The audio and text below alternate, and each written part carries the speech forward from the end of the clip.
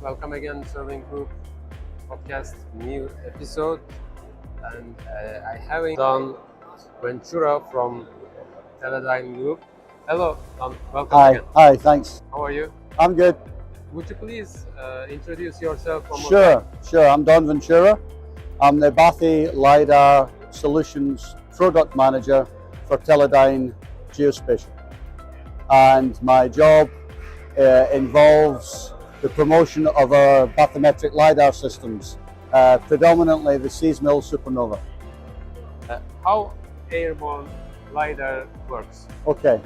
Well, LiDAR is an active sensor which projects laser light to the surface if you're airborne. So it hits the ground, or it hits the water, or any surface that you're firing it towards. And it's a range-based system. You get a reflection from the surface that you're hitting, and it returns to the aircraft sensor, and we can determine from that the elevation of the terrain that we're trying to map, whether it's on the land or whether it's in the water.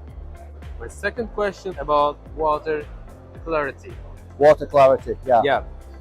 How many meters of seabed can be easily mapped with your equipment? And is there any limitation on about water clarity for collecting a clear data? Yeah. So water clarity is the most important aspect of determining the range of a bathymetric LiDAR system. And that varies very much depending on what area you're working and what time of the year perhaps you're working. So there are climatic and water quality considerations to take into account. Where you have very clear waters in and around tropical islands, for example, various other parts of the world where the water clarity is clear, it's possible with today's modern systems to get depths in excess of 50 meters in those conditions. Where the conditions are less good for bathymetric LiDAR, it varies very much from practically no return at all to a few meters. But typically, if you do your homework and look carefully at the area that you're intending to survey, and you assess the water clarity before you begin, you can provide the client with a good estimation as to the likely depths that you'll be able to attain with your bathymetric LiDAR system. In typical coastal waters around the world, in most countries, we can typically always capture from anything from 5 to 25, 30 meters consistently. And where, like I say, we have very good water quality conditions, we can capture depths in excess of 50 meters.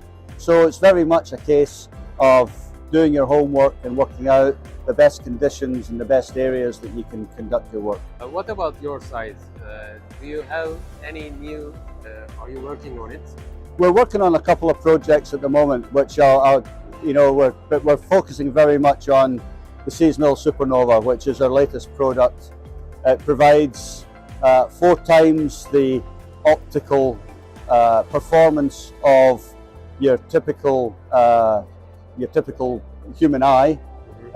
We get the nominal optical water clarity delivered in unprecedented ways because we can get up to 4 times the depth that we can typically see by ourselves, and that is the best in the market. That's the best performance in the market.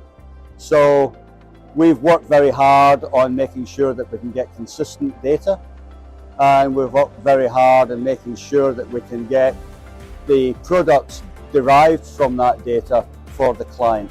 We also carry, for example, high-resolution cameras with the system, sometimes hyperspectral imagers, to provide ourselves with lots of layers of data over the area that we've just flown.